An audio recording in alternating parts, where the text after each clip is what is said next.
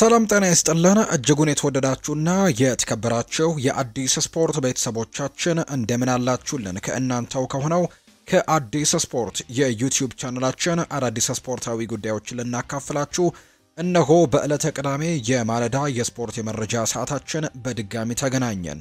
ስለምታደምጡን ቆይታችሁን ከኛ ጋር ስለምታደርጉ እጅጉን ከልብ አድርገን ነው የምናመሰግነው። በዛሬ ፕሮግራማችን በርከት ያሉ ጉዳዮችን እናነሳለን። ከሀገር ውስጥ የኢትዮጵያ ሴቶች ብሔራዊ ቡድንና እንዲሁ የኢትዮጵያ ፕሪሚየር ሊግን የተመለከቱ መረጃዎችን ወደ እናንተ እናደርሳለን። ወደ ውጭ ሀገር ስፖርታዊ መረጃዎቻችን እናልፍና ደግሞ ዛሬ የሚደረጉ በአውሮፓ ታላላቅ ሊጎች የሚጠበቁ ጨዋታዎች ያሉ የተወዳጁ የእንግሊዝ ፕሪሚየር ሊግን መርሃ ግብሮች ጨምሮ በሌሎችም የአውሮፓ ታላላቅ ሊጎች የሚደረጉ መርሃ ግብሮችን የጨዋታ ጥቆማዎች ወደ እናንተ እናደርሳለን። ትልልቆቹን የአውሮፓ ክለቦችም የተመለከቱ ስፖርታዊ ጉዳዮችን ዛሬ እያነሳሳን ቆይታን የምናደርግ ነው የሚሆነው። ፏድ ባህሩ የዛሬውን ፕሮግራም እየመራው ከእናንተ ጋር ቆይታን አደርጋለሁ።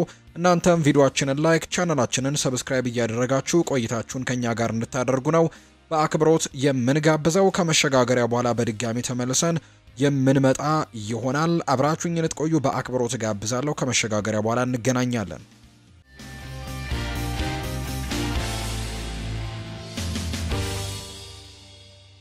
የሀገር ውስጥ ጉዳዩን በማስቀደምን ጀምር። በሲቢኢ የኢትዮጵያ ፕሪሚየር ሊግ ሁለተኛ ሳምንት መርሃ ግብር አርባ ምንጭ ከተማ ከባህር ዳር ከተማ ጋር ያደረጉትን ጨዋታ 1-1 በሆናቸው ውጤት ነው ማጠናቀቅ የቻሉት። የአርባ ምንጭን የበሪነት ግብም ታምራት እያሱ ሲያስቆጥር፣ ግርማ ዲሳሳ ደግሞ የጣና ሞገዶቹን ጎል ማስቆጠር ችሏል። ትላንትና እንግዲህ ግርማ ዲሳሳ ያቻነቷን ጎል 90ኛው ደቂቃ ላይ ካስቆጠረ በኋላ እንግዲህ ማሊያውን በማብለቁ ምክንያት ሁለተኛ ቢጫ ካርድ ተመልክቶ ከሜዳ በቀይ ካርድ ሲወጣ ትላንትና ተመልክተነዋል። ጨዋታው ግን 1-1 በሆናቸው ውጤት ነው የተጠናቀቀው። ኢትዮ ኤሌክትሪክ ከአርባ ምንጭ ጋር በቀጣይ ማክሰኞ ጨዋታቸውን ያደርጋሉ። እንዲሁ ባህር ዳር ከተማ ደግሞ ከኢትዮጵያ ቡና ጋር ነው በቀጣይ ጨዋታቸውን እንደሚያደርጉ የወጣላቸው መርሃ ግብር የሚያሳየው። ሌላኛው በኢትዮጵያ ፕሪሚየር ሊግ መርሃ ግብር ሀዲያ ሆሳዕና ከኢትዮ ኤሌክትሪክ ጋር ጨዋታቸውን ያደርገው 0-0 በሆናቸው ውጤት ተጠናቋል። ቀደም ብሎ ሐዋሳ ላይ በተደረገ መርሃ ግብር ደግሞ መቀሌ ሰባ እንደርታ ከመቻል ጋር ያደረጉትን ጨዋታ 2-2 በሆናቸው ውጤት ነው ያጠናቀቁት። የመቀሌ ሰባ እንደርታን ግብም ኪቲካ ጂማና ፍጹም አለሙ ሲያስቆጥሩ ለመቻል አብዱል ከሪም ወርቁና ቸርነት ጉግሳ ናቸው ኳስና መረብን ማገናኘት የቻሉት። ጨዋታውም 2-2 በሆነ ውጤት ነው ትላንትና የተጠናቀቀው። ሌላኛው የሀገር ውስጥ የመጨረሻ መረጃችን የምናደርገው ሉሲዎቹ ልምምዳቸውን ሰርተዋል። የመጀመሪያ ጨዋታውን ታንዛኒያ ላይ አድርጎ የተመለሰው የኢትዮጵያ ሴቶች ብሔራዊ ቡድን በሀገር ቤትም የመጀመሪያ ልምምዱን ትላንትና አድርጓል። ከተመለሱ በኋላ የኢትዮጵያ ሴቶች ብሔራዊ ቡድን ማለትም ሉሲዎቹ ትላንትና በአዲስ አበባ ስቴዲየም ከረፋዱ 3 ሰዓት ከ30 እስከ 5 ሰዓት ከ30 ድረስም ልምምድ መስራት ችለዋል። በትላንትናው ልምምድ ከሀገር ውጭ የሚጫወቱት አምበሏ ሎዛ አበራና አሪያት ኦዶንገም ብሔራዊ ቡድኑን ተቀላቅለው ልምምዳቸውን አብረው ሰርተዋል። ብሔራዊ ቡድኑ በዛሬው ዕለትም የመልስ ጨዋታውን ወደሚያደርግበት ድሬዳዋ ከተማ በማቅናት ዝግጅታቸውን እዛ ይቀጥላሉ ተብሎ ይታሰባል። በመጀመሪያው ጨዋታ ታንዛኒያ አዛም ኮምፕሌክስ ስቴዲየም ላይ በተደረገው ጨዋታ 2-0 ነበር የተሸነፍነው። የመልሱን ጨዋታ ደግሞ በድሬዳዋ የምናደርግ ይሆናል። ይህንን ጨዋታ እንግዲህ ቀልብሶ ለማለፍም የኢትዮጵያ ሴቶች ብሔራዊ ቡድን ትልቅ ጥረቶችን ያደርጋሉ ተብሎ ይጠበቃል። ይህንን ጨዋታም ቀልብሰው ማለፍ የሚችሉ ከሆነ የአፍሪካ ዋንጫውን መቀላቀል የሚችሉበት እድሉ ይኖራቸዋል። እንግዲህ በቀጣይ የሚጠበቅ ጨዋታ ይሆናል። ለኢትዮጵያ ሴቶች ብሔራዊ ቡድንም ከወዲሁ መልካም እድል እንዲገጥማቸው ነው የምንመኘው። ወደ ውጭ ሀገር ስፖርታዊ መረጃዎቻችን በቀጥታ እንውሰዳችሁም። ትላንትና የተደረጉ አንዳንድ ጨዋታዎችን ውጤቶች በመንገር የዛሬ ደግሞ ጨዋታዎችን እንጠቁማችኋለን። ትላንትና በሳዑዲ አረቢያ ሊግ ተጠባቂ መርሃ ግብር ተደርጓል። አልሂላልን ከአልኤቲሃድ ጋር ያገናኘው በጣም ተጠባቂ የሚባለው ጨዋታ ነው። አምና እነዚህ ሁለት ቡድኖች በሳዑዲ ፕሮ ሊግ አንደኛና ሁለተኛ ሆነው አልኤቲሃድ ሻምፒዮን ሲሆን ሁለተኛ ደረጃን ይዞ ያጠናቀቀው ደግሞ አልሂላል እንደነበር የምናስታውሰው ጉዳይ ነውና እነዚህ ሁለት ቡድኖች እንግዲህ ትላንትና ምሽት በጣም ተጠባቂ ጨዋታቸውን አድርገዋል። የአልሂላልን የማሸነፊያ ግቦችም ዶምቢያና ማርከስ ሊዮናርዶ ማስቆጠር ችለዋል። ትላንትና አልሂላሎች አልኤቲሃድን 2-0 በሆነ ውጤት ነው ማሸነፍ የቻሉት። በዶምቢያና በማርከስ ሊዮናርዶ ግቦች ነው ጨዋታውን አሸነፈው መውጣት የቻሉት። የወቅቱ የሳዑዲ አረቢያ ሊግ አሸናፊ የሆነው አልኤቲሃድ በውድድር ዘመኑ ሁለተኛ ሽንፈታቸው ነው ትላንትና ያስተናገዱት። ከሊጉ መሪ አልናስርም በረጅሙ ርቀው ነው እንግዲህ የተቀመጡት። አልሂላሎች 14 ነጥብ አላቸው። የሊጉ መሪ አልናስር ዛሬ ነው ጨዋታውን የሚያደርገው። ነገር ግን አንድ ቀሪ ጨዋታ እያለው በ15 ነጥቦች ሊጉን እየመራ ነው። አልሂላል ደግሞ 14 ነጥቦችን ሰብስቦ 3ኛ ደረጃ ላይ ተቀምጧል። እንዲሁ አልኢቲሃድ 10 ነጥቦችን ሰብስቦ 7ኛ ደረጃ ላይ የተቀመጠ ቡድን እንደሆነ ነው መረጃዎቹ የሚያሳዩት። አልናስር እንዳልኳችሁ ዛሬ ጨዋታውን የሚያደርግ ነው የሚሆነው። ዛሬ የሚደረጉ ጨዋታዎችን ጥቆማዎችን ወደ እናንተ እናደርስ። የተወዳጁ የእንግሊዝ ፕሪሚየር ሊግ የ9ኛ ሳምንት ጨዋታዎች ዛሬ ቀጥለው የሚደረግ ይሆናል። ዛሬ 4 ያክል ጨዋታዎች ናቸው በተወዳጁ የእንግሊዝ ፕሪሚየር ሊግ የሚኖሩት። ሁለቱ ጨዋታዎች ቀን 11 ሰዓት ላይ ይደረጋሉ። ቀሪዎቹ ሁለት መርሃ ግብሮች ደግሞ አንደኛው ምሽት 1 ሰዓት ከ30 ሲደረግ አንደኛው ደግሞ ምሽት 4 ሰዓት ሲል የሚደረግ መርሃ ግብር እንደሆነ ነው የወጣላቸው መርሃ ግብር የሚያሳየው። በተወዳጁ የእንግሊዝ ፕሪሚየር ሊግ ቼልሲ ከሰንደርላንድ ጋር የሚያደርጉት ጨዋታ ዛሬ ቀን 11 ሰዓት ላይ ከሚጠበቁት ጨዋታዎች መካከል አንደኛው ነው። ቼልሲ በስታንፈርድ ብሪጅ ነው እንግዲህ አዲስ አዳጊውን ሰንደርላንድን የሚያስተናግደው። አዲስ አዳጊውን እንጂ ሰንደርላንድ በጣም ጥሩ የሚባል የውድድር ዓመትን ዘንድሮ እያሳለፉ ከሚገኙ ቡድኖች መካከል አንደኛው ነው። የዛሬ ተጋጣሚዎች የሆኑት ቼልሲና ሰንደርላንድ በተመሳሳይ 14 ነጥብ ላይ ነው የሚገኙት። ቼልሲ 5ኛ ደረጃ ላይ ተቀምጧል በጎል ክፍያ በልጦ። በአንጻሩ አዲስ አዳጊው ሰንደርላንድ 14 ነጥቦች ያሉት ነገር ግን 3 ንጹህ ግቦች ብቻ ነው ያሉትና በዚህም 7ኛ ደረጃ ላይ ለመቀመጥ ተገዷል። ያላቸው ነጥብ ግን እንዳልኳቸው ተመሳሳይ 14 ነጥቦችን የሰበሰቡት ሁለቱም ቡድኖች 4 ጨዋታዎችን አሸንፈዋል። 2 ጨዋታዎችን አቻ ወጥተዋል። 2 ጨዋታዎችን ደግሞ የተሸነፉበትን አጋጣሚ ነው የተመለከትነው። ብቸኛ የሚለያቸው ነገር እንግዲህ ጎል በማስቆጠርና ንጹህ ጎል በመያዝ ብቻ ነው። በቼልሲ በኩል በዛሬው ጨዋታ ምናልባት ቤንዌት ባዲያሺል፣ ላቪ ኮልዌል፣ ሊያም ዴላፕ፣ ዳሪዮ ኢሶጉ፣ ማሎ ጉስቶ፣ ኮል ፓልመር በጉዳት ምክንያት ዛሬ ማገልገል የማይችሉ ናቸው። ሊያም ዴላፕ ከጉዳቱ አገግሞ ትላንትና ልምምድ ሲሰራ ተመልክተነዋል። ነገር ግን ለዛሬው ጨዋታ የመድረስ እድል የለውም ብለዋል አሰልጣኝ ኤንዞ ማሬስካ። በአንጻሩ ግን ሳምንት በሚደረገው ከወልቭስ ጋር በሚደረገው ጨዋታ ላይ ሊያም ዴላፕ ከጉዳቱ አገግሞ ይመለሳል ተብሎ ይጠበቃል። እነዚህ ሁለት ቡድኖች ለመጨረሻ ጊዜ በተገናኙባቸው ጨዋታዎች ያስመዘገቧቸው ውጤቶችን ለመመልከት ያክል ለመጨረሻ ጊዜ የተገናኙት 2017 ላይ ነው። በፕሪሚየር ሊግ መርሃ ግብር ቼልሲ 5-1 በሆነ ውጤት ነበር ያኔ ሰንደርላንድን ማሸነፍ የቻለው። ከዛ ውጪ ግን ያለፉትን 3 ጨዋታዎች ቼልሲ 2ቱን አሸንፎ አንዱን ደግሞ ሰንደርላንድ ያሸነፈበት መርሃ ግብሮችን የተመለከት ነው። በአጠቃላይ 40341 ደጋፊዎችን መያዝ በሚችለው ስታንፈርድ ብሪጅ ይህ ጨዋታም እንግዲህ ዛሬ ቀኑ 11 ሰዓት ላይ የሚደረግ መርሃ ግብር እንደሆነ የወጣላቸው መርሃ ግብር የሚያሳይ ነው የሚሆነው። ቼልሲና ሰንደርላንድ ቀን 11 ሰዓት ላይ ስታንፈርድ ብሪጅ ላይ ጨዋታቸውን ያደርጋሉ። ሌላኛው በተመሳሳይ ሰዓት ቀን 11 ሰዓት ላይ የሚደረገው ሌላኛው ጨዋታ ሴንት ጄምስስ ፓርክ ላይ የሚደረገው የኒውካስል ዩናይትድ እና የፉልሃም ጨዋታ ነው። የኤዲሃው ቡድን በፕሪሚየር ሊጉ ጠንካራ ተፎካካሪ ናቸው ተብለው ከሚታሰቡት ከማርኮ ሲልቫው ፉልሃም ጋር የሚያደርጉት ጨዋታ ዛሬ ከሚጠበቁ መርሃ ግብሮች መካከል አንደኛው ነው። በ9ኛው ሳምንት ቀን 11 ሰዓት ላይ ከሚደረጉ ጨዋታዎች መካከል አንደኛው ነው። እንደ አጋጣሚ ሆኖ እነዚህ ሁለት ቡድኖችም ተከታትሎ የተቀመጡ ቡድኖች ናቸው። 15ኛና 16ኛ ደረጃ ላይ ነው የተቀመጡት። የአንድ ነጥብ ልዩነት ነው በመካከላቸው የሚገኘው። ኒውካስል ዩናይትድ 9 ነጥቦችን ሰብስበው 15ኛ ደረጃ ላይ የተቀመጠ ቡድን ነው። ፉልሃም በአንጻሩ በ8 ነጥቦች 16ኛ ደረጃ ላይ የተቀመጠ ቡድን ነው። እንግዲህ የአንድ ጨዋታን ማሸነፍ በትልቁ ሊያስፈነጥራቸው እንደሚችል ይታመናል። ለምሳሌ ያክል ዛሬ ኒውካስል ዩናይትድ 15ኛ ደረጃ ላይ ነው የተቀመጠው። የሌሎቹን ቡድኖች ውጤት እንግዲህ ሳንመለከት ምናልባት ዛሬ ጨዋታውን ማሸነፍ የሚችል ከሆነ ነጥቡን 12 ያደርስና እንግዲህ የደረጃ ሰንጠረዡ 10ኛ ደረጃ ላይ 5 ደረጃዎችን በአንዴ ማሻሻል የሚችልበትን እድል ሊያገኝ ይችላል። በእርግጥ ሌሎቹ ቡድኖች ደግሞ ጨዋታቸውን ሲያደርጉ የሚያሸንፉ ከሆነ እንግዲህ እዛው ለውጦች ሊኖሩ የሚችሉበት እድል ይኖራል ተብሎ ይታሰባል። ነገር ግን እስከ 10ኛ ደረጃ ድረስ ያለው የነጥብ ልዩነት 3 ነውና እዛ ድረስ መስፈንጠር የሚቻልበት እድሎች ይኖራሉ ተብሎ ነው የሚታሰበው። ስለዚህ ደግሞ ዛሬ ጠንከር ያለ ጨዋታም ይጠብቃቸዋል። ከማርኮ ሲልቫ ፉልሃም ጋር ነው ጨዋታውን የሚያደርገው። ፉልሃም ባለፈው ሳምንት በአርሰናል 1-0 በሆነ ጠባብ ውጤት መሸነፉን የምናስታውሰው ነው። ዛሬ ደግሞ በሴንት ጄምስስ ፓርክ ነው ጨዋታውን የሚያደርገው። ሉዊስ ሆል፣ ቲኖ ሌቨርመንቶ በዛሬው ጨዋታ ላይ እንዲሁ ዮኤን ዊሳ በኒውካስል ዩናይትድ በኩል በጨዋታው ላይ የማንመለከታቸው ተጫዋቾች ይሆናሉ ተብለው ይታሰባል። 52305 ደጋፊዎችን በሚይዘው ሴንት ጄምስስ ፓርክ ይህ ጨዋታ ይደረጋል። ሁለቱ ቡድኖች ባለፉት ጊዜ እንግዲህ ለመጨረሻ ጊዜ የተገናኙት አምና እንግዲህ ይቅርታ በዚህ ዓመት 2025 ላይ በጥቅምት ወር ላይ ወይም ደግሞ ፌብሩዋሪ በምንለው ወር ላይ ነው እንግዲህ እርስ በርስ የተገናኙት። በዚህም ፉልሃም ነበር ጨዋታውን ማሸነፍ የቻለው።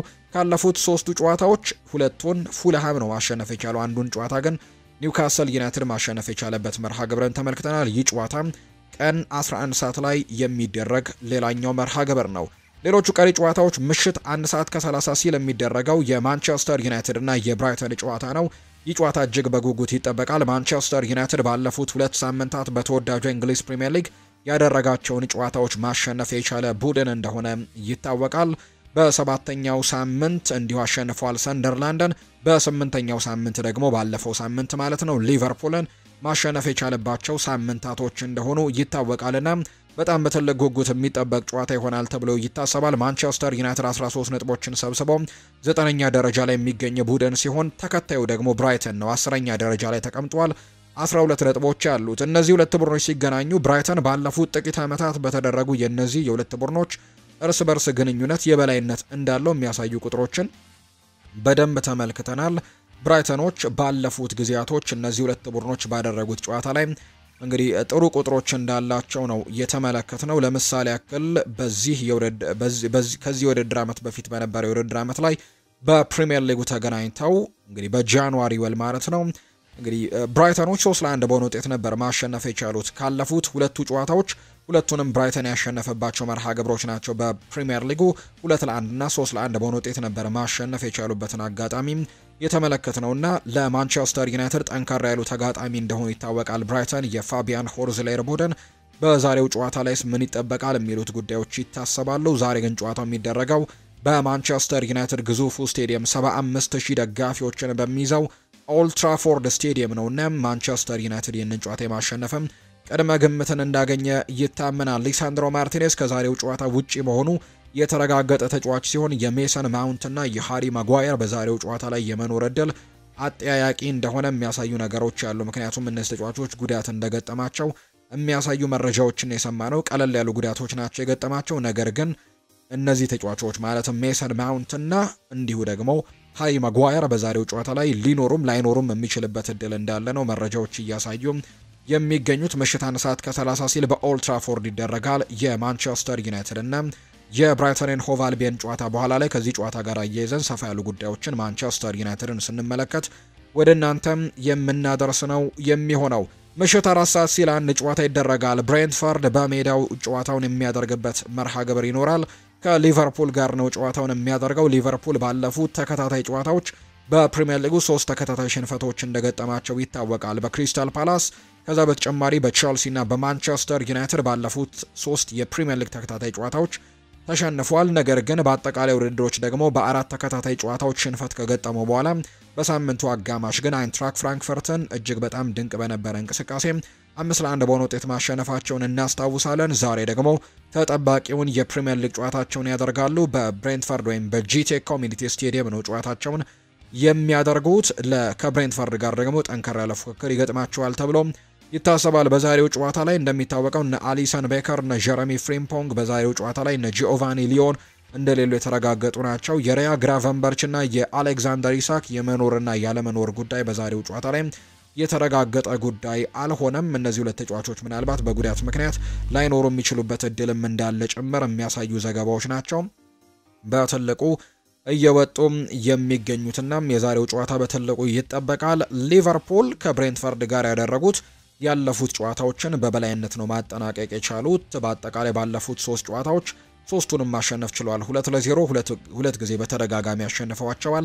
እንዲሁ ደግሞ አንደኛውን ጨዋታ 4-1 በሆነ ውጤት ነው ካለፉት 3 ጨዋታዎች ሊቨርፑል ብሬንትፈርድን ማሸነፍ የቻለው። ሊቨርፑል እንግዲህ በመጀመሪያዎቹ 5 ሳምንታት በሰበሰባቸው ሙሉ 15 ነጥቦች 3ኛ ደረጃ ላይ ሲቀመጥ፣ በአንጻሩ የዛሬው ተጋጣሚ ብሬንትፈርድ ግን በ10 ነጥቦች 13ኛ ደረጃ ላይ የተቀመጠ ቡድን ነው። ተጠባቂ ጨዋታው ዛሬ የሚደረግ ይሆናል። ይህ ጨዋታ ምሽት 4 ሰዓት ላይ የሚደረግ መርሃ ግብር ነው። ከአውሮፓ ቻምፒየንስ ሊግ አስደናቂው ድላቸው ማግስትም በዛሬው ጨዋታ ላይ ሊቨርፑሎች የፕሪሚየር ሊጉን ተከታታይ ሽንፈታቸውን እንግዲህ ይገቱታል ተብሎ እንደሚጠበቅ ነው በርካቶች ግምቶቻቸውን እየሰጡ የሚገኙት። ለሁሉም ጥያቄ ደግሞ ምላሹን ምሽት 4 ሰዓት ላይ በሚጀምረው ጨዋታ የምናገኝ ነው የሚሆነው። በሊቨርፑል በኩል የሚነሱ ጉዳዮች አሉ። በኋላ የሊቨርፑል ጉዳዮችን ስናነሳ በትልቁ እናነሳዋለን። መሐመድ ሳላ በዛሬው ጨዋታ ወደ ቋሚ አስተላለፉ ይመለሳል ተብሎ እንደሚጠበቅ ግን መረጃዎች እየወጡ ይገኛሉ። በሌሎችም የአውሮፓ ታላላቅ ሊጎች የሚደረጉ ጨዋታዎችን በወፍ በረር እንቃኝላችሁ። ፓሪስ ሰን ዠርሜን ከብሬስት ጋር ምሽት 12 ሰዓት ሲል ጨዋታቸውን ያደርጋሉ በፍሬንች ሊግ። ሌላኛው ሞናኮና ቱሉዝ የሚያደርጉት ጨዋታ ነው። ይህ ጨዋታ ምሽት 2 ሰዓት ላይ የሚደረግ ነው። ሎንስ እና ኦሎምፒክ ደ ማርሴይ ደግሞ ምሽት 4 ሰዓት ከ05 ሲል መርሃ ግብራቸውን ያደርጋሉ በፍሬንች ሊግ። በጀርመን ቡንደስሊጋም እንዲሁ ጨዋታዎች ቀጥለው ይደረጋሉ። ኦግስበርግ እና አረቢ ላይፕዚግ፣ ቦሩሲያ ሞንቸግላድባክ ከባየር ሚኒክ፣ አይንትራክ ፍራንክፈርት ከሴምት ፓውሊ፣ ሃምበርግ ከቮልስበርግ፣ ሆፌንየም ከሄዲንሃም እና ቦሩሲያ ዶርትመንድ በሜዳው ሲግናል ኢዱና ፓርክ ምሽት 1 ሰዓት ከ30 ሲል ከኮሎኝ ጋር የሚያደርገው መርሃ ግብር የሚጠበቅ ነው። በጣሊያን ሴሪኤም ፓርማ ከኮሞ፣ ዩዲኒዜ ከሊቼ፣ ናፖሊ እና ኢንተር ዛሬ የሚያደርጉት ጨዋታ ይጠበቃል። ይህ ጨዋታ ምሽት 1 ሰዓት ሲል በኢስታዲዮ ዲየጎ አርማንዶ ማራዶና ስቴዲየም የሚደረግ ነው። የአንቶኒዮ ኮንቴው ናፖሊ ዛሬ ወሳኝ የሚባለውን ጨዋታ ከኢንተር ሚላን ጋር የሚያደርግ ይሆናል። ይህ ጨዋታ እንዳልኳችሁ ምሽት 1 ሰዓት ላይ ነው የሚደረገው። ክሮምኔንሴ እና አታላንታም ጨዋታቸውን ዛሬም ያደርጋሉ። በስፓኒሽ ላሊጋም ጨዋታዎች ቀጥለው ይደረጋሉ። ዢሮና እና ሪያል ኦቪዬዶ ጨዋታቸውን ሲያደርጉ፣ ኤስፓኞል ከኢልቼ፣ አትሌቲክ ቤልባኦ በሳን ማሜስ ከሄታፌ እና ቫሌንሲያ ደግሞ እንዲሁ በሜስታያ ከቪያሪያል ጋር የሚያደርጓቸው መርሃ ግብሮች ዛሬ በአውሮፓ ታላላቅ ከሚባሉ ሊጎች መካከል የሚደረጉ መርሃ ግብሮች እንደሆኑ ነው የወጣላቸው መርሃ ግብር የሚያሳየው። አሁን ደግሞ ክለቦችን የተመለከቱ ስፖርታዊ ጉዳዮችን ወደ እናንተ እናደርስ። ማንቸስተር ዩናይትድን የተመለከቱ መረጃዎችን የምናካፍልበት ሰዓት ላይ እንገኛለን። ሩበን አሞሪም ከዛሬው ጨዋታ ጋር አያይዞም በርከት ያሉ ጉዳዮችን አንስቷል። ዛሬ ብልህ መሆን አለብን፣ ጨዋታው ከባድ እንደሆነም ጠንቅቀን እናውቃለን ሲል ነው የማንቸስተር ዩናይትድ አሰልጣኝ ሩበን አሞሪም ሀሳቡን የሰጠው። የማንቸስተር ዩናይትድ ዋና አሰልጣኝ ሩበን አሞሪም ቡድናቸው በዛሬው ጨዋታ ብልህ መሆን እንዳለበት ነው የተናገሩት። ብራይተን ለተመልካቾች በጣም አዝናኝ ቡድን እንደሆነ እናውቃለን፣ የተሟላ ቡድንም ነው፣ አስቸጋሪ ጨዋታ እንደሚጠብቀንም ጠንቅቀን እናውቃለን ሲል ይናገራል። እነሱ በቆሙ ኳስ እንዲሁም ደግሞ በሁሉም መልኩ በጣም ጥሩ ቡድን እንዳላቸው እናውቃለን። ስለዚህ ብልህ መሆንና ጨዋታው ላይ ማተኮርም ይገባናል ሲል ነው የማንቸስተር ዩናይትድ አሰልጣኝ ሩበን አሞሪም ሀሳቡን እየሰጠ የሚገኘው። የፋቢያን ሆልዜረር ትልቅ አድናቂ ነኝ ብሏል። ጠንካራ እግር ኳስን ይጫወታል፣ በሚያደርጉት ነገርም በደንብ ያምናል ሲልም ጭምር የተናገረው። እነዚህ ሁለት አሰልጣኞች በፕሪሚየር ሊጉ የሚገኙት ወጣቶቹ አሰልጣኞች እንደሆኑ ይታወቃል። ፋቢያን ሆልዜረር ከዛ ቀጥሎ ደግሞ ሩበን አሞሪም እንደሆኑ የሚታወቅ ጉዳይ ነው። ዛሬ እነዚህ ሁለት አሰልጣኞች እርስ በርሳቸው ትልቅ ፉክክሮችን ያደርጋሉ ተብሎ ነው የሚጠበቀው። ከሊቨርፑል ጨዋታ ጥሩን መንፈስ ጨዋታውን ለማሸነፍም እንወስዳለን፣ ነገር ግን የምናተኩረው የዛሬው ጨዋታ ላይ ነው ሲል ጭምር ነው አሰልጣኝ ሩበን አሞሪም የተናገረው። በሃሪ ማጓየር በጣም ደስተኞች ነን፣ ስለሱ ኮንትራትም የማውራው ጊዜው አሁን ላይ አይደለም፣ እሱ በጣም አስፈላጊ ተጫዋቻችን ግን እንደሆነ ሁላችንም እናውቃለን ሲል ነው የተናገረው። በተለይ ሃሪ ማጓየር በማንቸስተር ዩናይትድ ቤት ኮንትራቱን ሊያራዘም የሚችላል የሚሉ መረጃዎች በትልቁ እየወጡ እንዳሉ ይታወቃል። ተጫዋቹ ደሞዙን ምናልባት የሚቀንስ ከሆነ በማንቸስተር ዩናይትድ ቤት የሚቆይበት እድል ሰፊ ነው። ነገር ግን ከዚህ ጨዋታ ጋር በተያያዘ በነበረው ጋዜጣዊ መግለጫ ላይ ስለ ኮንትራቱ ጥያቄ ቀርቦላቸው ስለ ኮንትራቱ አሁን ላይ ለማውራት ጊዜው አይደለም፣ ነገር ግን ተጫዋቹ ከኛ ጋር ስለሆነ በጣም ግን ደስተኛ ነን ሲሉ ነው አሰልጣኝ ሩበን አሞሪም ሀሳባቸውን የሰጡት። በማንቸስተር ዩናይትድ ደጋፊዎች ዘንድ እንዲሁ ደግሞ በርካቶችም የሚጠብቁት አንድ ጥያቄ አለ። የሊሳንድሮ ማርቲኔስ የመመለሻ ቀንን በተመለከተ አሰልጣኝ ሩበን አሞሪም ትናንትና በነበረው ፕሬስ ኮንፈረንስ ላይ ጥያቄዎች ቀርበውለት ነበር፣ ምላሹንም ሰጥቷል። የሊሳንድሮ ማርቲኔዝን የመመለሻ ቀን በእርግጠኝነት መቼ እንደሆነ አላውቅም ሲል ነው አሰልጣኝ ሩበን አሞሪም የተናገረው። ሩበን አሞሪም ከብራይተን ጨዋታ በፊት በነበረው ጋዜጣዊ መግለጫ ላይ ነው የተናገረው። ሊሳንድሮ ማርቲኔዝ መቼ ወደ ሜዳ ይመለሳል በሚል ለቀረበለት ጥያቄም ሲናገር በእውነቱ ይህንን ጥያቄ ለመመለስ አልችልም፣ ምክንያቱም አላውቅም ሲል ነው የተናገረው። በተናጠል ሜዳ ላይ የሰራቸውን ልምምዶች ጥሩ ሆኖ ተመልክቻቸዋለሁ። የተጎዳው ጉልበቱ ጥሩ ግብረ መልስም እየሰጠ ነው። ሆኖም ግን የቀን ገደቦችን አስቀምጬ በዚህ ቀን ወይም ደግሞ በዚህ ሳምንት ይመለሳል የሚለውን መመለስ ግን እኔ አልችልም፣ መናገርም አልችልም። ወደ ሜዳ ለመመለስ ግን በጣም ቅርብ እንደሆነ ግን ቀድሜ ልነግራችሁ እወዳለሁ ሲልም ጭምር ነው የተናገረው። አሰልጣኝ ሩበን አሞሪም ነው ይህንን ሀሳብ የሰጠው። ሩበን አሞሪም ጋዜጣዊ መግለጫውን መስጠት የቀጠለ ሲሆን ስለ ሃሪ ማጓየርም እንዲሁ ሀሳቡን ሰጥቷል። የአንፊልድ የአሸናፊነት ጎልና አጠቃላይ ደግሞ የተጫዋቹን ሁኔታም የተጠየቀ ሲሆን ሩበን አሞሪምም ሰፋ አድርጎ ነው ምላሹን የሰጠው። ጎሉ ለሱ በጣም ጥሩ ነው ብዬ አስባለሁ። ከኋላ በሶስት ተከላካዮች መጫወታችን ለሃሪ ማጓየር የሚመች አይነት ሁኔታን ፈጥሮለታል። በቡድን ውስጥም በዚህ አይነት ሲስተም ውስጥ በጣም ጎልተው ከሚወጡ ተጫዋቾች መካከል አንደኛው ነው ሲል ሩበን አሞሪም ስለ ሃሪ ማጓየር ይናገራል። አሁን ላይ ወጣት አይደለም፣ ነገር ግን ብዙ ነገሮችን መማር ይኖርበታል ብዬ አስባለሁ። ሌሎች ተጫዋቾችንም በምንጫወትበት መንገድ እንደሚረዳቸውም ጠንቅቄ ያውቃለሁ። ሃሪ ማጓየር ለኛ ወሳኝ የሆነ ተጫዋቻችን ነው፣ በዚህ ደግሞ ሊቀጥል ይገባዋል ሲልም ጭምር ነው አሰልጣኝ ሩበን አሞሪም ከዚህ ተጫዋች ጋር በተያያዘ ሐሳቡን የሰጠው። ቅድም የዛሬ ጨዋታዎችን ስጠቅስ አንዳንድ ጉዳዮችን አንስቼላችኋለሁ። በተለይ ለማንቸስተር ዩናይትድ አስቸጋሪ ተጋጣሚ እንደሆነ ብራይተን ቀደም ብዬ ለመግለጽ ሙከራዎችን አድርጌያለሁ። ጨዋታ እንዳላቸው ቅድም ሳነሳና ማንቸስተር ዩናይትድ በፕሪሚየር ሊጉ ከብራይተን ጋር ባደረጋቸው ያለፉት 5 ጨዋታዎች ድል ማድረግ የቻለው አንድ ጨዋታ ብቻ ነው ካለፉት 5 መርሃ ግብሮቹ። በተመሳሳይ ግን ተቃራኒ ቡድን ብራይተን ከማንቸስተር ዩናይትድ ጋር ባደረጋቸው ያለፉት 5 ጨዋታዎች 4ቱን ደግሞ ድል ማድረግ የቻለው ብራይተን ነውና ብራይተን በሁለቱ እርስ በርስ ግንኙነት በቅርብ ጊዜያቶች የበላይነት እንዳለው የሚያሳዩ ቁጥሮች ያሉ። ማንቸስተር ዩናይትድ ከነዚህ 5 ጨዋታዎች ውስጥ በሜዳው ያደረገውን ጨዋታ ማሸነፍ እንዳልቻለ ደግሞ የምናስታውሰው ጉዳይ ነውና ዛሬ ደግሞ በኦልድ ትራፎርድ እነዚህ ሁለት ቡድኖች እርስ በርሳቸው ጨዋታቸውን ያደርጋሉና የሚጠበቅ ጉዳይ ይሆናል ተብሎ ነው የሚታሰበው። ብሪያን ኤምቤሞ እጅጉን ፈጣን ተጫዋች ነው። እርሱ ከኳስ ጋር ያለው ፍጥነት እጅጉን በጣም ድንቅ ነው። ከዚህ በተጨማሪ ደግሞ የአጨራረስ ብቃቱም አስገራሚ ነው ሲል ይናገራል። ቤን ጃኮብስ ስለ ቡድን አጋሩ ብሪያን ኤምቤሞ ሲናገር ነው ሐሳቡን የሰጠው። አጨራረሱ በጣም ድንቅ ነው፣ ፈጣን ተጫዋችም እንደሆነ ተመልክቻለሁ ሲል ቤን ጃኮብስ ቤንጃሚን ሼስኮ ነው ይህንን ሐሳብ እንዲሁ የሰጠው። ስለ ሌላኛው የቡድን አጋሩም እንዲሁ ይናገራል። ማቲያስ ኩኛ በቀላሉ ማጂካል ልንለው እንችላለን። እርሱ ከየትኛውም ውስብስብ ሁኔታ ውስጥ ደግሞ መውጫ መንገዶችን የማያጣ አይነት ተጫዋች ነውና በጣም ድንቅ ክህሎት ያለው ተጫዋች እንደሆነም ተመልክቻለሁ ብሏል። ምንም ያክል የተጋጣሚያችን ፕሬሲንግ አስደናቂ ቢሆን ወይም በርካታ ተጫዋቾች ማርክ ሊያደርጉት ቢሞክሩ እሱ ግን ከነርሱ ለማምለጥ የሆነ መንገድ እንደሚያገኝ በጣም እርግጠኛ ሆኜ የምናገርለት ተጫዋች ማቲያስ ኩኛ ነው ሲል ቤንጃሚን ሼስኮ ስለ ማቲያስ ኩኛ ክህሎቶችም ይናገራል።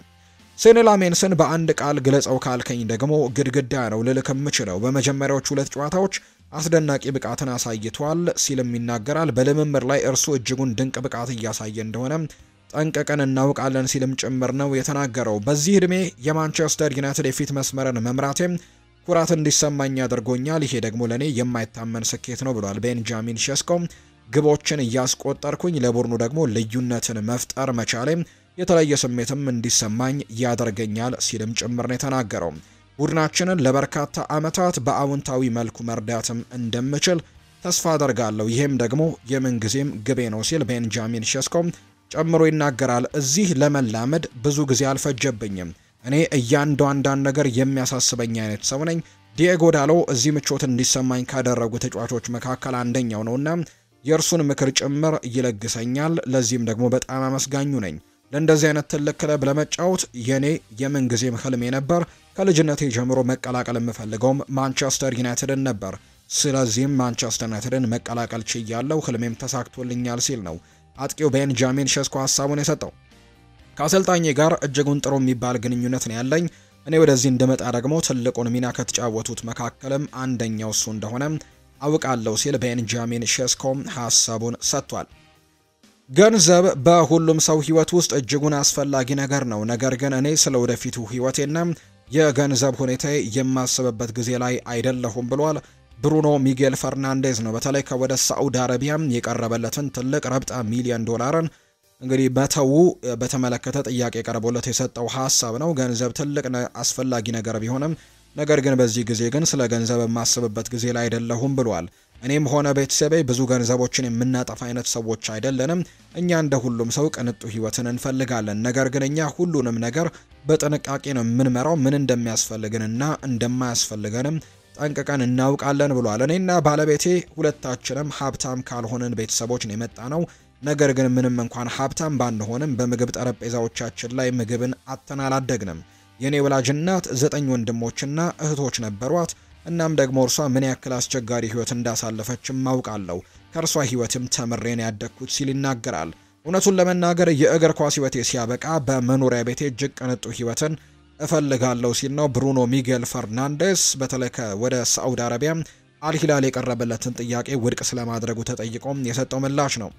ማንቸስተር ዩናይትድ ምን ያክል ትልቅ እንደሆነ ጠንቅቀው የሚያውቁ ተጫዋቾችንም ማስፈርመናል ብዬ አስባለሁ ሲልም ጭምር ነው ብሩኖ ሚጌል ፈርናንዴዝ ጨምሮ የሚናገረው። ኩኛ ያ ቅንጡነቱ ደስ የሚል ነገር እንዳለው አውቃለሁ፣ እንዲሁ ደግሞ ቁጡም ጭምር እንደሆነ አውቃለሁ። ብሪያን ኤምቤሞም እንዲሁ ደስ የሚል ባህሪያቶች ያሉት ሲል ይናገራል።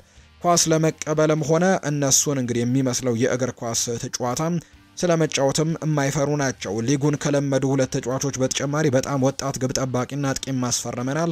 ሴሽኮ ግብ ማስቆጠር ከእርሱ የሚፈለግበት ዋነኛው ነገር ቢሆንም ከዛ በተጨማሪ ግን ጥሩ ስራዎችንም እየሰራ እንደሆነ እናውቃለን። አስቀድሞ ግቦቹን አስቆጥሯል። እናም ከጊዜ ወደ ጊዜ ደግሞ ብዙ ግቦችን እንደሚያስቆጥርልንም ጠንቅቄ የምተማመንበት አጥቂያችን ነው። ለመማር በጣም የሚጓጓ አይነት ሰው ነው። ይህም ደግሞ በጀርመን ቡንደስሊጋ እጅግ በጣም ጥሩ ስራን ሲሰራና ብዙ ገንዘቦችም ተከፍሎት ለተመለሰ ሰው በጣም አውንታዊ ነገር ነው። ሴሪ ላሜንስ ምናልባትም የማንቸስተር ዩናይትድ ቁጥር 1 ግብ ጠባቂ ለመሆን አስቦ እንደመጣ ምን አለው። ያንን ለማድረግ ጊዜውን መጠበቅ ነበረበት። እናም እርሱ ዝግጁ መሆኑን ደግሞ አሁን ላይ አሳይቶናል ብሏል ብሩኖ ሚጌል ፈርናንዴስ። ኮቢ ማይኖ እኔ ማድረግ የምችለውን ነገር ማድረግ ይችላል ብሏል ብሩኖ በትናንትናው ሀሳቡ ላይ። ፖርቱጋላዊው የማንቸስተር ዩናይትድ አምበል ብሩኖ ፈርናንዴስ እንግሊዛዊው አማካይ ኮቢ ማይኖ ቦታውን ለማስመስከር ምንም አይነት ፉክክር አያስፈልገውም ሲል ነው የተናገረው። ኮቢ ማይኖ ከኔ ጋር እንግዲህ ለቦታው እየተወዳደረ ነው ብዬም አላስብም፣ ምክንያቱም እርሱ እኔ ማድረግ የምችለውን ነገር በተዘዋዋሪና በሌላ መንገድም ማድረግ የሚችል ትልቅ አቅም ያለው ተጫዋች ነው። እንደ ተጫዋች እንለያያለን፣ ነገር ግን ሁለታችንም በራሳችን መንገድ ለቡድናችን ማበረከት የምንችላቸው ብዙ ነገሮች እንዳሉ ግን ይሰማኛል። ኮቢ ማይኖ ወጣትና ገና ብዙ የሚጠብቀው ታዳጊ ነው።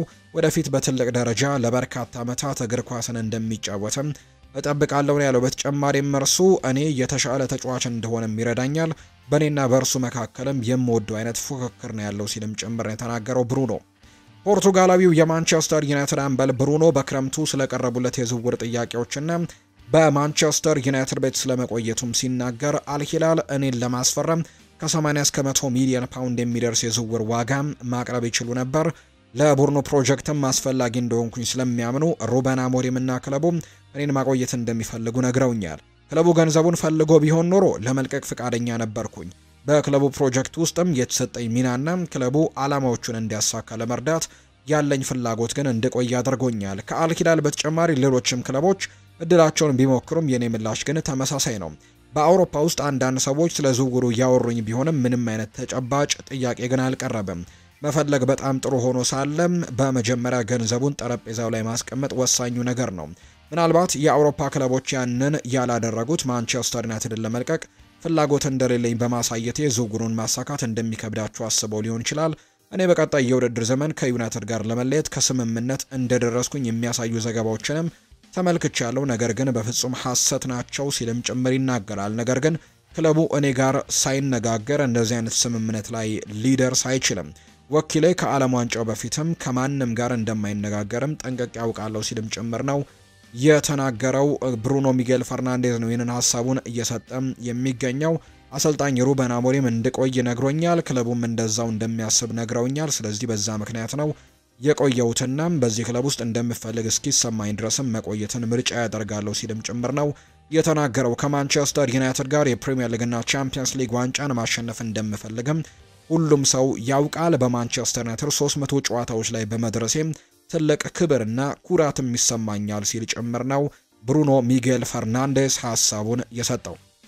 አርሰናልን የተመለከቱ መረጃዎችን ደግሞ እናጋራችሁ። ጋብሪኤል ማጋሌሽ መጠነኛ ጉዳት እንደገጠመው ይፋ ተደርጓል። የአርሰናሉ የኋላ መስመር ተጫዋች የሆነው ጋብሪኤል ማጋሌሽ መጠነኛ ጉዳት እንዳጋጠመው አሰልጣኝ ሚኬል አርቴታ ተናግረዋል። ይህንን ተከትሎ ጋብሪኤል ማጋሌሽ በክሪስታል ፓላስ ጨዋታ መድረሱ አጠራጣሪ መሆኑን የተገለጸው።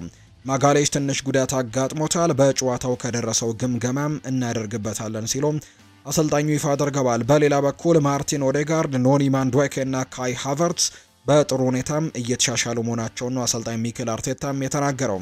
የአርሰናሉ አሰልጣኝ ሚኬል አርቴታ የክሪስታል ፓላስ ጨዋታ ትልቅ ትኩረት እንደሚሰጡት ነው የተናገሩት።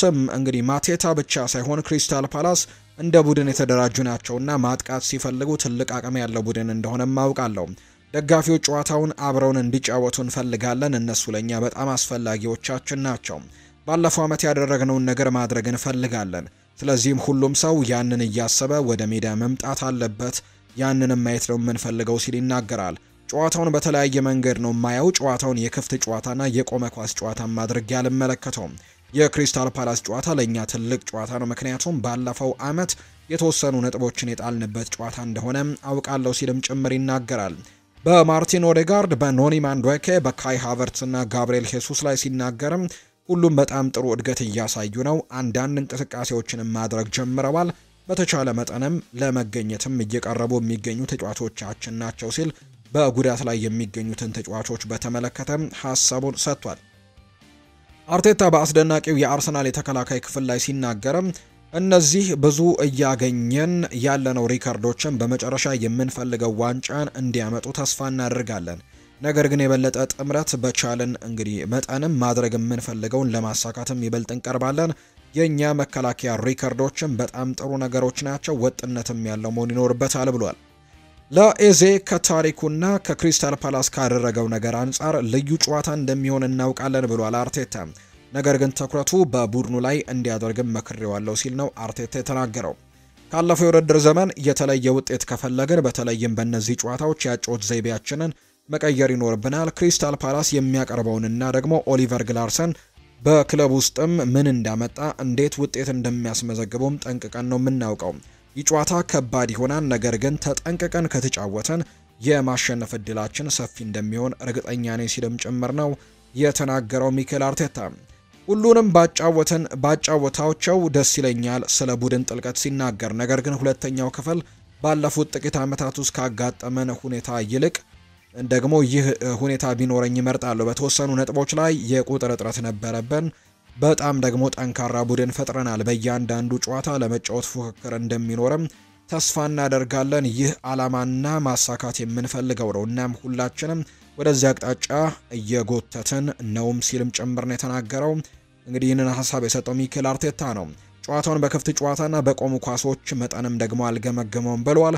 የእግር ኳስ ታሪኬን ወደ ኋላ መለስ ብዬ ተመለከትኩት። እናም ጥሩ የመከላከል ሪከርድ ያላቸው ቡድኖችም ብዙ ጊዜ በፕሪሚየር ሊጉ ካለፉት 3 የውድድር ዘመናት ውጪ ሻምፒዮን ይሆናሉ። የኋላ መስመራችን በጠነከረ መጠንም ዋንጫ የማሸነፍ እድላችን በዛው መጠን ይጨምራል ሲልም ነው አርቴታ የሚናገረው። ባለፈው የውድድር ዘመን ያላደረግነው ነገር ዘንድሮ ማድረግ እንፈልጋለን። እናም ሁሉም ሰው በዚህ አስተሳሰብም ወደ ስቴዲየም መግባት ይኖርበታል። እኛም ማየት የምንፈልገው ይህንን ነው ሲል ይናገራል። አርቴታ በአርሰናል የቆሙ ኳሶች ላይም የበላይነት ላይ ሲናገር ከምንም ነገር በፊት በትጋት ይጀምራል። ሁሉም አቀፍ የጨዋታ ባህል ያለው ቡድን እየገነባን ነው። ይህንን ገጽታ ደግሞ ተገቢውን ጠቀሜታም እንሰጠዋለን። የኛ ተጋጣሚዎች የኛን ባህሪ ለመረዳት በየጊዜው የተለያዩ ሲስተሞችን ይጠቀማሉ። እናም ስለዚህም እነዚህን ተደጋጋሚ ሁኔታዎች በተቻለ መጠንም መጠቀም አለብን። ምክንያቱም ይህ የቆመ ኳሶች ለቡድኑ ትልቅ ዋጋም ያላቸውና ጎሎችን ማስቆጠሪያ መንገዶችም ጭምር ናቸው ሲል ነው አርቴታ የሚናገረው። በመጀመሪያ ደረጃ በቡድን ውስጥ ጠንካራ የመከላከል አቅም ያላቸው ተጫዋቾች አሉን ብሏል። አርቴታም ስለ ክሪስታል ፓላስ የማጥቃት ክፍልና በተለይ ደግሞ ስለ ዣን ፊሊፕ ማቴታ ባለፈውም ሃትሪክ መስራቱን እናስታውሳለን ከቦርንመዝ ጋር በነበረው ጨዋታና ይህንን ተጫዋች ስለማቆምም ጥያቄ ቀርቦለት ሲናገር አንድ ከባድ ሁኔታዎችን ውስጥ እንግዲህ ሲገቡ በጣም ስኬታማ የሚሆኑ በተለይ የአንድ ለአንድ ግንኙነቶችን ማሸነፍ የሚችሉ ተከላካዮች በቡድናችን ውስጥ አሉ ሲል ነው የተናገረው። የእግር ኳስ ግጥሚያዎችን ማሸነፍ ቀላል አይደለም፣ ነገር ግን ከፍተኛ ዝግጅትም ይፈልጋሉ ሲል አርቴታ እንዲሁ ይናገራል። አርቴታ አትሌቲኮ ማድሪድ ላይ በተለይ ቪክተር ዮኬሬሽ 2 ጎሎችን ካስቆጠረ በኋላ የነበረው ውይይት ምን ይመስል እንደነበረም ጥያቄ ቀርቦለት ነበር። ንግግር አላስፈለገውም፣ ማቀፍ ብቻ ነው የፈለግነው። እሱን ብቻ ተመልክቶም ከጨዋታው በኋላ ደስተኛ እንደነበር አይቼዋለሁ። ሁላችንም በጣም ደስተኞች ነን ብዬ አስባለሁ፣ ምክንያቱም እሱ ጎሎቹ ይገቡት ነበር፣ ጎሎችንም ማስቆጠር ይኖሩበት ነበር ሲልም ጭምር ነው የተናገረው አሰልጣኝ ሚኬል አርቴታ። እንዲሁ አርቴታ ስለ ዴክላን ራይስ ክሮሶችም ሀሳቡን ሰጥቷል። በድጋሚ አንዳንድ ጥቅሶችን ሰምቻለሁ። በዚህ ውድድር ዘመን አቋሙ ትንሽ ተቀይሯል ይባላል። እኔም በዚህ ጉዳይ ላይ አልስማማም፣ ምክንያቱም አቋሙ እየተሻሻለ መጥቶ አጠቃላይ ጎበዝ ተጫዋች እየሆነ ነው። አንድ ምርጥ ተጫዋች በተቻለ መጠን ብዙ ነገሮችን ማድረግ መቻል ይኖርበታል።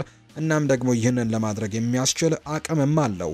ይህ ምናልባት ተጫዋቹ በሂደት ወደ ሌላ ደረጃ ማምጣት ነው። ከዛም ደግሞ ወደ ቡድኑ ሌላ ኳሊቲም ማምጣት ይጨምራል ሲልም ጭምር ነው የተናገረው አሰልጣኝ ሚኬል አርቴታም። ስለ ዙቤሜንዲም ሀሳቡን ሰጥቷል። እያንዳንዱ ተጫዋች ከሌላው የተለየ ነው። እኛ ደግሞ ቀድሞውኑ ድንቅ የመሃል ሜዳ አለን። ነገር ግን ለመግለጽ የሚከብድ የበላይነትና መረጋጋትንም ጨምሯል። ጨዋታው በፍጥነት የማንበብና የመረዳት መንገድም በጣም አስደናቂ ነው። እንዲሁም ደግሞ የቡድን አጋሮቹ ወደፊት በሚራመዱበት ጊዜ ቦታውን በማስቀመጥና በመጠበቅም የተካነ ነው። እናም ደግሞ በዚህ ላይ ግቦችን ከጨመረ ደግሞ የተሻለም ይሆናል። የቡድን ጓደኞቹ ይበልጥ ባወቀና ኬሚስትሪያቸው እያደገ በሄደ ቁጥርም ከሱ የላቀ ክህሎት ደረጃም እናያለን ሲል ጭምር ነው የተናገረው አሰልጣኝ ሚኬል አርቴታ።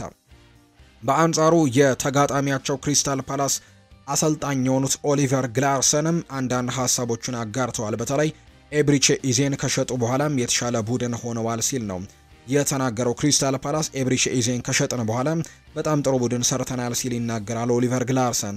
ኤብሪቼ ኢዜ በእርግጠኝነት በአንድ ሁኔታ ጨዋታዎችን በራሱ መወሰን የሚችል ተጫዋች ነበር። ነገር ግን እውነታዎቹን መመልከት ጥሩ ነው። ሁልጊዜም ስታቲስቲክስን እመለከታለሁ። እናም በመላው የፕሪሚየር ሊግ ውስጥም ከፍተኛውን ኤክስጂ እንዳለንም አስባለሁ።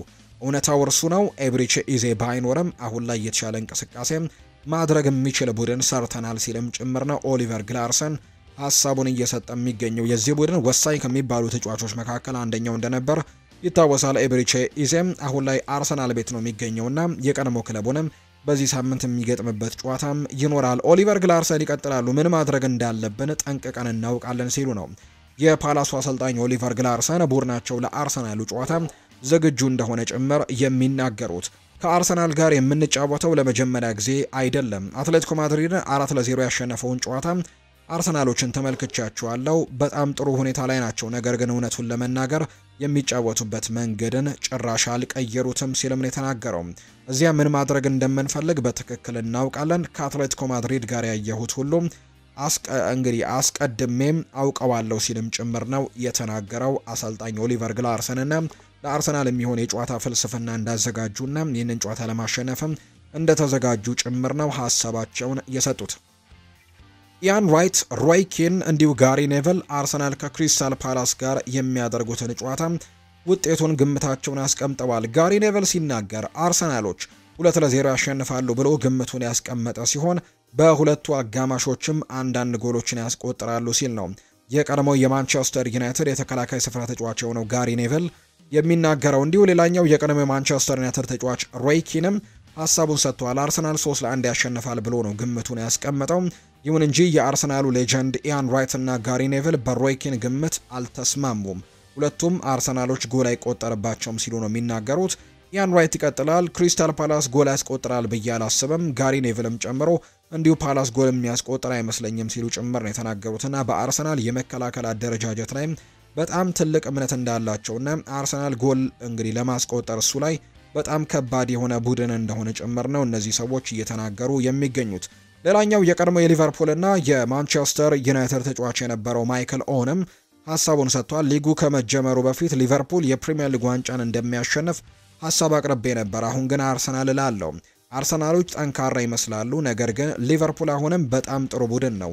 እናም ብዙ የራቀ አይደለም። በዚህ ዓመት ማንቸስተር ሲቲም ተፎካካሪ ይሆናል ብዬም አልጠብቅም። ከአንድ እስከ አራት ያጠናቅቃሉ ብዬ የምጠብቃቸው ክለቦች አርሰናል፣ ሊቨርፑል፣ ማንቸስተር ሲቲና ቼልሲ ናቸው ሲል ማይክል ኦወን ይናገራል። አለን ሺረር አርሰናል ክሪስታል ፓላስን ያሸንፋል ሲል የተናገረው። ፓላስ ሐሙስ ምሽት በአውሮፓ ኮንፈረንስ ሊግ ተጫውተዋል። አርሰናሎች በበኩላቸው ማክሰኞ ነው ጨዋታቸውን ያደረጉት። ይህም ደግሞ ትልቅ ምክንያት ሊሆን ይችላል።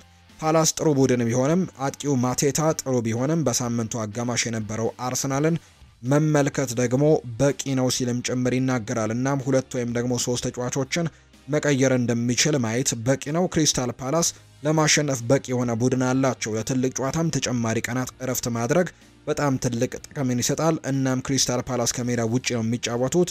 በዚህም ደግሞ ይህንን ጨዋታም አርሰናል ማሸነፍ ይችላል ሲልም ጭምር ነው ግምቱን እያስቀመጠም የሚገኘው አለን ሺረር። ሊቨርፑልን የተመለከቱ መረጃዎችን ደግሞ እናጋራችሁ።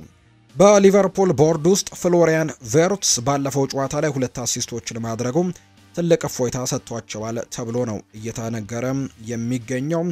እንግዲህ ይህ ተጫዋች ባለፉት ጥቂት ጊዜያት በተለይ በተወዳጁ እንግሊዝ ፕሪሚየር ሊግን በነበሩ ጨዋታዎች ይሁን ከዛ በተጨማሪ ደግሞ በቻምፒየንስ ሊግና በሌሎችም በተሳተፈባቸው ጨዋታዎች በሙሉ ለሊቨርፑል ጥሩ የጎል እድሎችን መፍጠር ቢችልም አሲስትም ሆነ ጎል ግን ማስመዝገብ እንዳልቻለ የምናስታውሰው ነው። ነገር ግን በጀርመን ላይ በፍራንክፈርት ላይ በተደረገው ጨዋታ ላይ ግን 2 አሲስቶችን በጥቂት ደቂቃዎች ልዩነት በ4 ደቂቃዎች ልዩነት ጎሎች እንዲቆጠሩ አሲስት ማድረጉን የምናስታውሰው ጉዳይ ነው። እናም በዚህም የሊቨርፑል አመራሮችና የሊቨርፑል ቦርድ በጣም እፎይታነት ተሰማቸው የተገለጸው ቁጥሮችን ማስመዝገቡ። ነገር ግን መሐመድ ሰላም ከፍሎሪያን ቨርትስ ጋር ስላለው አጋርነት ግን ከፍተኛ ስጋት እንዳላቸው ነው መረጃዎች የሚያሳዩት። በሁለቱ መካከል ከፍተኛ ፕሮፌሽናሊዝም እንዳለ ምንም ጥርጥር የለውም። ነገር ግን አርነ ስሎት ሁለቱም በሜዳ ላይ ሲሆኑ እንቆቅልሹን እንዴት እንደሚገጥም ገና አልተረዳውም ወይም ደግሞ ሊገጥምለት እንዳልቻለ ነው ዲያሪዮ አስ የተባለው የመረጃ ምንጭ እየገለጸ የሚገኘውና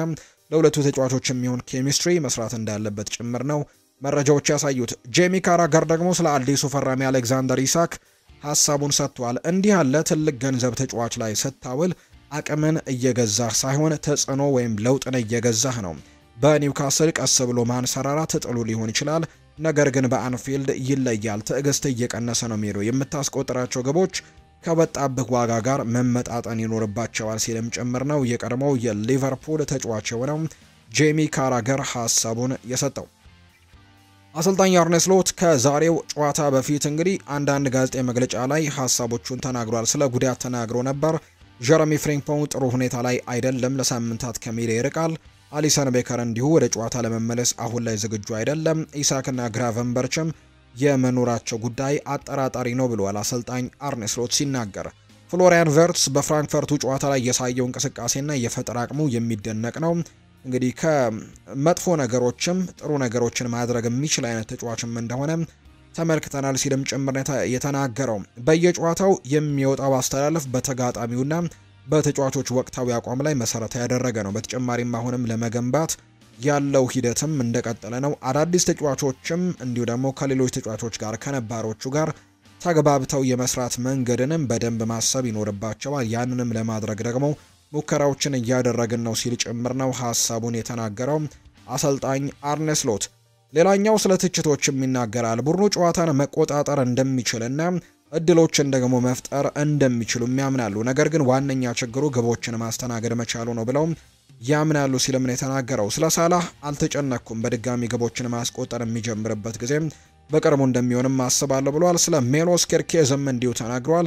ያለውን አንድ ችሎታና አቅሙንም አድንቀነዋል ሲል ነው ሜሎስ ኬርኬዝን በተመለከተ ሀሳቡን የሰጠው። አርነ ስሎት ስለ ከርቲስ ጆንስም ይናገራል። ኳሱን ብዙ ጊዜ መንካቱ አላስገረመኝም፣ ምክንያቱም ኳሱ ላይ የማይጫና ፕረስ የማያደርግ ቡድን ነበር የገጠምነው። ከርቲስ ጆንስ እዚህ ከመጣውበት ጊዜ ጀምሮ የመጫወቻ ጊዜያቶቹ ጨምረዋል። ለዚህም ምክንያት አለ። እንዴት እንደተሻሻለም ወድጄዋለሁ። እንደ ማንኛውም ተጫዋች ከ5 ወይም ከ6 ሌሎች ጥሩ አማካዮች ጋር መወዳደር የሚችል አይነትም የአማካይ ስፍራ ተጫዋች ነው ሲል ነው አሰልጣኝ አርነ ስሎት የተናገረው። የማንቸስተር ሲቲን ጉዳዮች እናንሳ። የፔፕ ጓርዲዮላንም ሀሳብ እንመልከት። በመጀመሪያዎቹ 2 እና 3 ጨዋታዎች ተመልክተው ብዙ በእርግጠኝነት ሻምፒዮኑ ብዙዎቹም ሊቨርፑል ብለው ነው ግምታቸውን የሰጡት ይላል ፔፕ ጓርዲዮላ ሲናገር።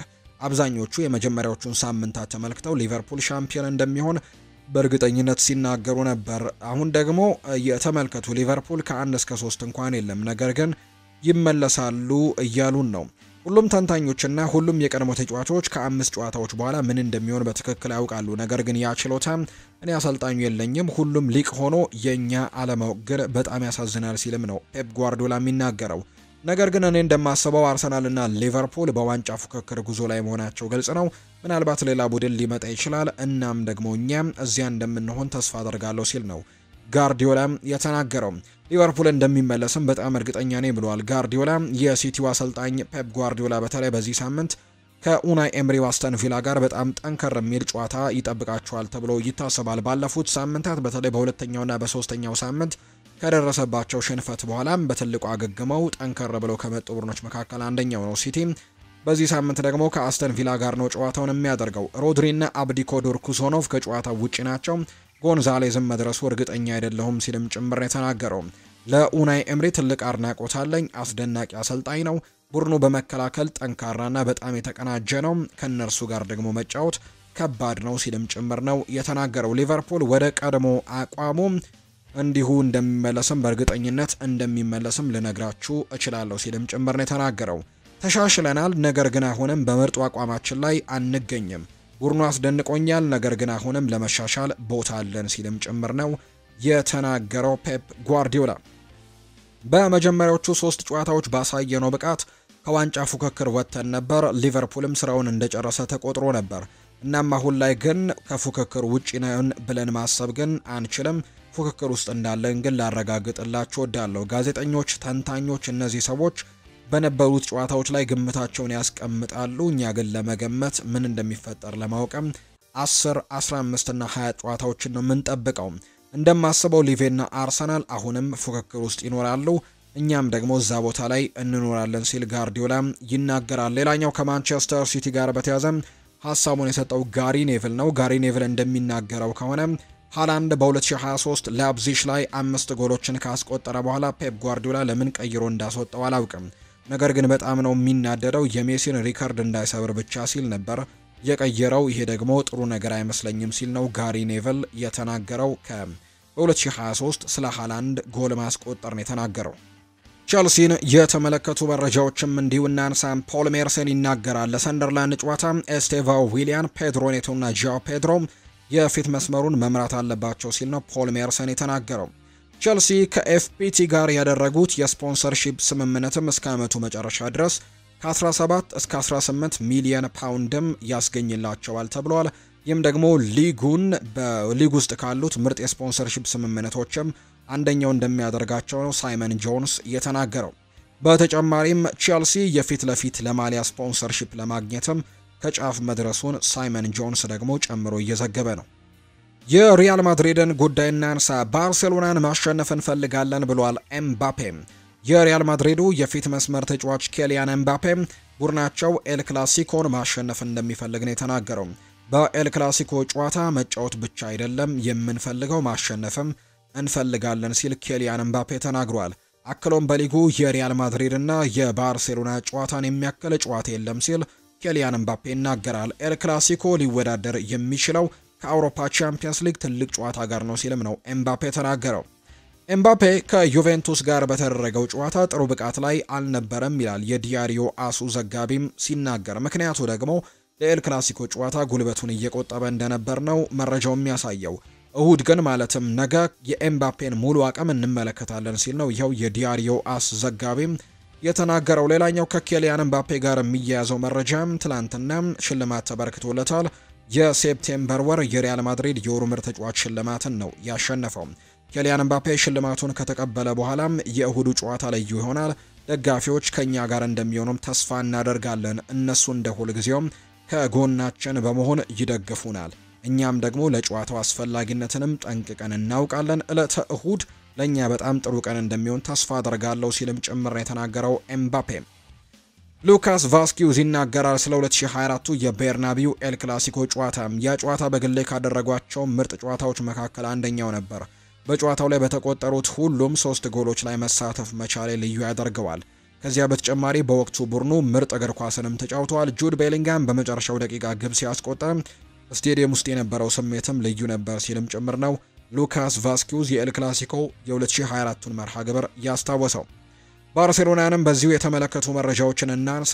ራፊኒሃ አዲስ ጉዳት አጋጥሞታል። ብራዚላዊው የባርሴሎና የፊት መስመር ተጫዋች የሆነው ራፊኒሃ በጉዳት ምክንያትም ለተጨማሪ ወርም ከሜዳ እንደሚርቅ ነው ይፋ የተደረገው። ራፊኒሃ ከጉዳቱ ተሽሎት ተመልሶ ልምምድ ጀምሮ የነበረ ቢሆንም ጉዳቱ ግን በድጋሚ እንዳገረሸበት ነው የተነገረው። ይህንን ተከትሎ ራፊኒሃ የሪያል ማድሪድን ጨዋታ ጨምሮ የቼልሲው የቻምፒየንስ ሊግ ጨዋታ እንዲሁም ሌሎች ጨዋታዎችም እንደሚያመልጡት ነው መረጃዎች የወጡት። የላሚን ያማል አስተያየት ማድሪዶችን እንዳስቆጣ የሚያሳዩ ዘገባዎችም ወጥተዋል። የባርሴሎናው የፊት መስመር ተጫዋች የሆነው ላሚን ያማል የሰጠው አስተያየት በሪያል ማድሪድ ደጋፊዎችና በሪያል ማድሪድ ሰዎች ዘንድ ቁጣን ቀስቅሷል። ላሚን ያማል ትላንትና በነበረ ዝግጅት ላይ ነው አንድ ሀሳብን የሰጠው። ሪያል ማድሪዶች ይሰርቁና ያማረራሉ ሲል ነበር የተናገረውና ያማል የሰጠው አስተያየት መነጋገር የነበረ ሲሆን ሪያል ማድሪድና የቡድኑ ተጫዋቾች ጋርም መድረሱ ይፋ ተደርጓል። በዚህ ምክንያት ከኤል ክላሲኮ ጨዋታ በኋላ የቡድኑ አምበል ዳኒ ካርቫሃል ላሚን ያማልን ለማነጋገር ማሰቡም ነው የተገለጸው። የሪያል ማድሪድ ተጫዋቾች ስለ ላሚን ያማል ያላቸው አመለካከት ጥሩ ያልሆነ የቡድን አጋርና ጥሩ ያልሆነ ባህሪ ያለው ልጅም የሚል እንደሆነ ነው ማርካ የተባለው የመረጃ ምንጭ የገለጸው። ይህም በእንዲህ እንዳለ የያማል አስተያየት ለሪያል ማድሪድ ተጫዋችም የበለጠ ተነሳሽነት እንደፈጠረባቸው ነው ይፋ የተደረገው። ተጫዋቾቹ አስተያየቱን በመጠቀምም ኤል ክላሲኮ ጨዋታን ማሸነፍ እንደሚችሉ ጭምር ነው መረጃዎች እየወጡ የሚገኘው። ኤሲ ሚላን ነጥብ ጥሏል። የሴሪኤው መሪ ኤሲ ሚላን ከፒያትሳ ጋር ያደረገውን የትላንትናውን የሊግ መርሃ ግብር 2-2 በሆናቸው ውጤት ነው ጨዋታውን ያጠናቀቀው። የኤሲ ሚላንን ግቦች ራፋኤል ሊያውና ዛቻሪ ሲያስቆጥሩ ለፒያትሳ ደግሞ ንዞላና ኳድራዶ ከመረብ ጋር አሳርፈዋል። ከ34 ዓመታት በኋላ ወደ ሴሪኤው የተመለሰው ፒያትሳ በውድድር ዘመኑ የመጀመሪያ ድሉንም ማሳካት አልቻለም።